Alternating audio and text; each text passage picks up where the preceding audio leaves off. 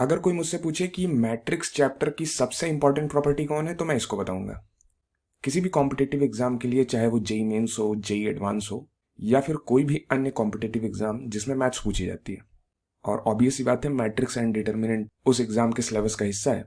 तो ये प्रॉपर्टी बहुत इंपॉर्टेंट है। This is very important. तो प्रॉपर्टी क्या कहती है कि यदि आपके पास ए एक मैट्रिक्स है जो कि n क्रॉस n मैट्रिक्स है, तो ए का गुणा उसकी एडजॉइंट मैट्रिक्स के साथ,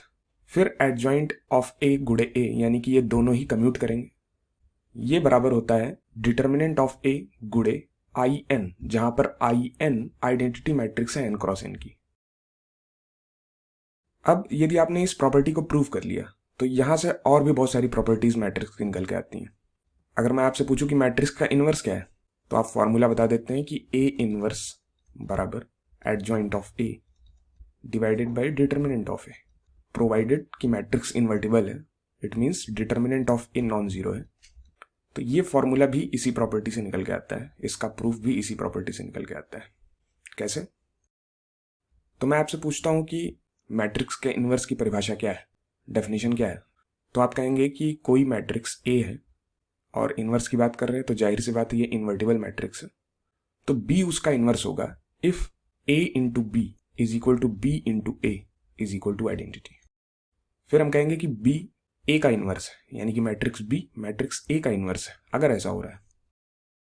तो अब अगर इस प्रॉपर्टी को देखें हम, तो ए इंटू एडजॉइंट ऑफ ए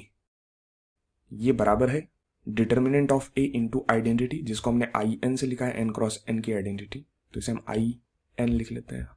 और ये हम अज्यूम कर रहे हैं कि मैट्रिक्स इन्वर्टिबल है, मतलब उसका डिटर्मिनेंट नॉन जीरो है।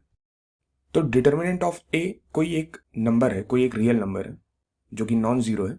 So we can divide that number both side of the equation. तो इधर हम क्या लिख सकते हैं, A into adjoint of A के साथ मैंने डिवीजन में डिटर्मिनेंट ऑफ ए लिख लिया,